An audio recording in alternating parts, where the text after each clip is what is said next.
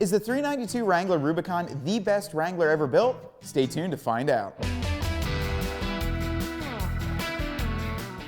Now, about a week and a half ago, Jeep decided to unveil its new production Wrangler. It's the 392 Wrangler Rubicon, and it's something that I've personally been waiting for a very long time.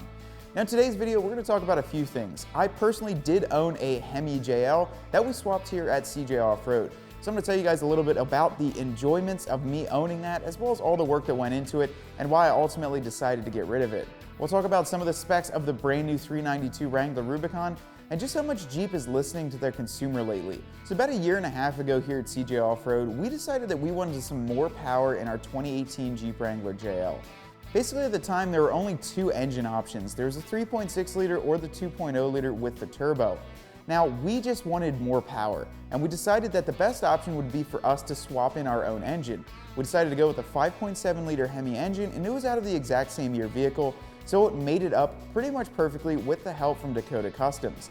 There are a few companies that are already doing Hemi swaps, including Dakota Customs, America's Most Wanted 4x4, and a few others, just to name a few of them. And with the Hemi, we got a lot more power. When we went off-road, we pretty much got instant torque. Right out of the gate, above idle, we were getting instantaneous torque, and it really did help us get up the trails. Now, those were some great features to have in a Wrangler, plus it made drivability very nice. I could still stay with the factory gearing and drive down the highway at 80, 85 miles an hour, and I'd be in 8th gear, perfectly cruising along and not having to worry. Now, I ultimately did sell the Hemi Wrangler, and there were a few reasons why.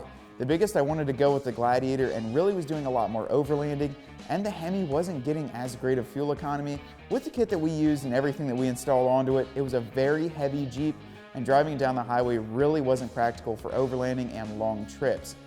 The other reason is because of this video I'm making today. We had heard rumors that the 392 Wrangler was going to become into production, and at the time I actually sold my Wrangler Hemi, the post of the initial 392 was just coming out on Instagram and other social media pages on Jeep's website.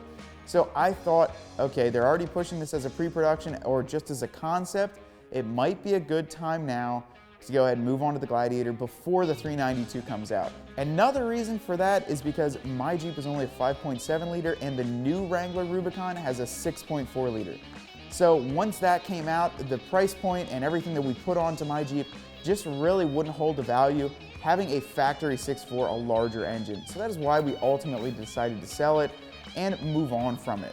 Now, the next part I want to talk about is the brand new 392 Wrangler Rubicon and some of the great features it has. Now, the brand new 392 Wrangler Rubicon has a lot of great features right from the factory. And the coolest thing is that it is a factory vehicle that Jeep is actually installing the engine and giving you a full powertrain and warranty on it, and you're going to be ready to go right out of the gate. The biggest thing is that it comes with that fire-breathing 392 Hemi, which makes 470 horsepower and 470 pound-feet of torque. It's going to go 0 to 60 in 4.5 seconds and really is just an incredibly fast machine to have in a Jeep Wrangler. It's got reinforced body as well as frame panels, upgraded suspension and shock tuning, as well as beefed up axles to be able to handle the torque and horsepower coming out of the 392. It's also got dual exhausts, a 2-inch factory lift kit, and 33-inch tires on beadlock capable wheels. There are a lot of great features in the Wrangler Rubicon, and it is only going to be offered in that Rubicon trim.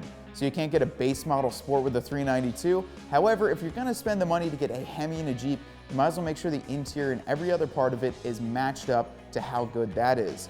It's also going to come with a Mojave style hood, which is going to allow you to have 32.5 inches of water fording, as well as give you a different type of inlet there that's going to suck in a lot more air to really help get that engine breathing.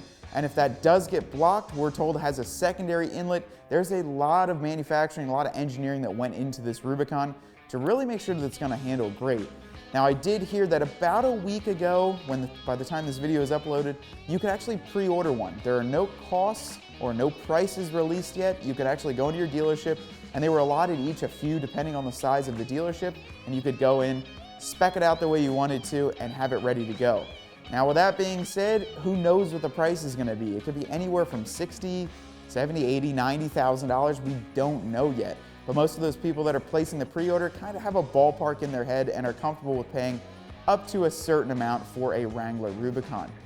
With all that being said though, guys, it is expensive to swap a kit into your Jeep, plus all the labor, plus the fact that you're not going to have a factory warranty. So spending the money right from factory and being able to finance a 392 Rubicon is really a great option. Now, like I had mentioned before, the biggest thing that I've been noticing lately with the Jeep brand and community in a whole is that Jeep is actually truly listening to their customer base. Now, a lot of companies say that we listen to our customers and we believe in them and we believe in the community spirit. However, when you look at Jeep lately, in the past, I would say 3 to 4 years, they really are doing just that. And what I mean by that is obviously the introduction of the Gladiator. That was a great vehicle and something that Jeep enthusiasts have been asking for over 30 years now. But besides that, probably the coolest thing ever is that you can now get 4 engine types in the brand new Wrangler. That has never been done or hasn't been done in a very long time. And basically in the beginning of 2021, you'll be able to go from anything from a 4-cylinder turbo, a standard V6, a 3.0 liter EcoDiesel, and now a 392 Hemi. So you literally have any engine choice that you want in a 4-door Wrangler. Guys, I'll tell you what, that is what's really inspiring to me, is that Jeep is really listening to the consumer base. Let's look back 10 years ago now, we're in 2020, let's look back to 2010 or even all of the JK era. At the beginning of the JK era, you had a 3.8 liter engine, which honestly was a minivan engine and never should have left out of there. It was not that good of an engine and didn't make too much power. They upgraded in 2012 to a 3.6 liter, and from 2012 to 2018, that was your only engine choice. You could get a manual or an automatic, but you had no other choices here in the United States. I think that Jeep is finally taking the turn to realize that a lot of Americans and a lot of people across the world really are yearning for more options for their vehicles and really want to make it something that's more customizable and suits their needs a lot better. Jeep, you're actually doing it, and this is a huge props to you, and definitely me giving you my props because I love seeing all these engine configurations. Heck, as soon as I bought my Gladiator, you guys came out with an EcoDiesel Gladiator. So every time I make a video, by the next one, there's a new engine, there's a new configuration, there's something brand new for consumers to have, which I think is absolutely killer. Now, today's video was all about that 392 Wrangler Rubicon, and we are pumped to see that here and hopefully get our hands on one and see how it compares to our old 5.7 liter V8 JL, which I absolutely loved and adored and owned personally for over a year. But we're excited to see that one on the road here, and Jeep, huge shout out to you guys. We couldn't be making these videos without you guys pumping out all these great vehicles. So guys, make sure you stay tuned and definitely hit that like and subscribe button to this video. Until next time, we hope you guys are staying safe and staying home. I'll see you out on the trails.